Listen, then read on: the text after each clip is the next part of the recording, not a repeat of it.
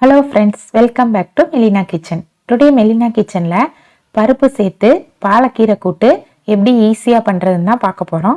வாங்க இந்த ரெசிபி எப்படி பண்ணுறதுன்னு பார்க்கலாம். ஃபஸ்ட்டு கூட்டு பண்ணுறதுக்கு பருப்பை வேக வச்சுக்கலாம்.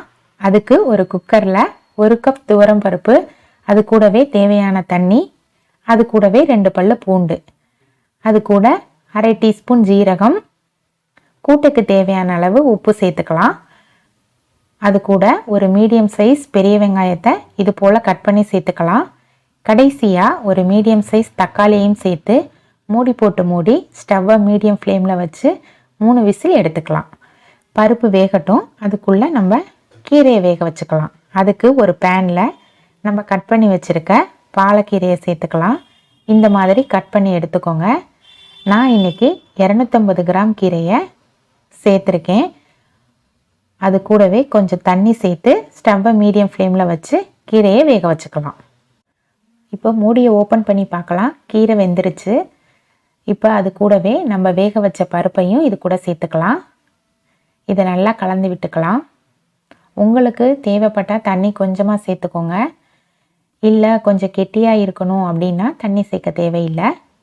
இப்போ இது கூட கொஞ்சமாக மஞ்சள் தூள், 1 டீஸ்பூன் சாம்பார் பவுடர், ரெண்டையும் சேர்த்து நல்லா கலந்து விட்டுக்கலாம். நீங்கள் சாம்பார் தூள் இல்லைன்னா மிளகாய்த்தூள் கூட உங்களோட காரத்துக்கு தகுந்த மாதிரி நீங்கள் சேர்த்துக்கலாம். சாம்பார் தூள் சேர்க்குறனால ரொம்பவே டேஸ்ட்டாக இருக்கும். இப்போது மூடி போட்டு ஸ்டவ்வை மீடியம் ஃப்ளேமில் வச்சுக்கலாம். அதுக்குள்ளே இந்த கீரை கூட்டுக்கு ஒரு தாளிப்பு சேர்க்கணும். நம்ம அதை ரெடி பண்ணிக்கலாம்.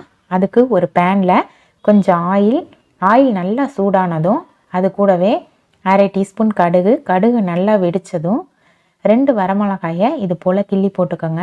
நெக்ஸ்ட்டு பாதி பெரிய வெங்காயத்தை சேர்த்து நல்லா இது கூட வதக்கிக்கலாம். இப்படி லாஸ்ட்டாக வெங்காயத்தை வதக்கி சேர்க்கும் போது ரொம்பவே பிரமாதமாக இருக்கும்.